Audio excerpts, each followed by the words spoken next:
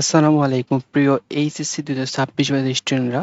তোমাদের এইচএসসি পরীক্ষার 5 বিষয়ের জন্য জরুরি কিছু নির্দেশনা দিয়েছে শিক্ষা বোর্ড। তো চলো আমরা সেই নির্দেশনাগুলো একটু দেখে নিই। তো শিক্ষা বোর্ড বলেছে বৈরী আবহাওয়ার কারণে নির্ধারিত দিনের পরীক্ষায় অংশ নিতে না পাওয়ার শিক্ষার্থীদের, অর্থাৎ যারা বৈরী আবহাওয়ার কারণে ওই দিনে পরীক্ষায় অংশ নিতে পারেনি, তাদের শিক্ষা বোর্ড পূর্ণ পরীক্ষায় অংশ নেওয়ার জন্য একটি সুযোগ সৃষ্টি করেছে এবং যারা এই পরীক্ষায় অংশ নিতে পারেনি তারা 29 জুলাইয়ের মধ্যে নিজ নিজ পরীক্ষা কেন্দ্রে গিয়ে রেজিস্ট্রেশন করতে হবে। তো শনিবার আন্তঃশিক্ষা বোর্ডের পরীক্ষা নিয়ন্ত্রক কমিটির আহ্বায়ক ও ঢাকা শিক্ষা বোর্ডের পরীক্ষা নিয়ন্ত্রক প্রফেসর জেসমিন তাসলিমা বানু এই বিষয়ে বিজ্ঞপ্তি দেন।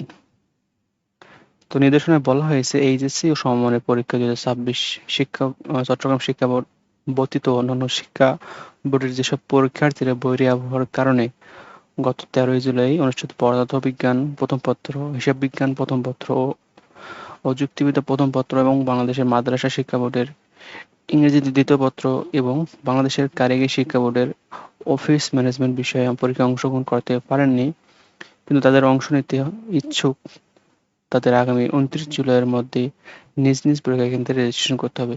অর্থাৎ যারা এইসব পরীক্ষায় অংশগ্রহণ করতে পারেননি, তারা তাদের পরীক্ষা কেন্দ্রে গিয়ে যোগাযোগ করতে হবে এবং তাদের পুনরায় একটি রেজিস্ট্রেশন করতে হবে।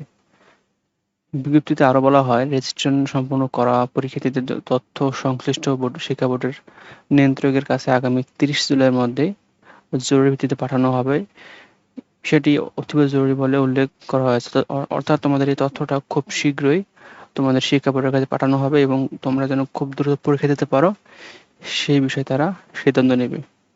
তো যারা পরীক্ষা দেওয়া নেই এইসব সাবজেক্টে, তারা অবশ্যই যোগাযোগ করবা। আসসালামু আলাইকুম।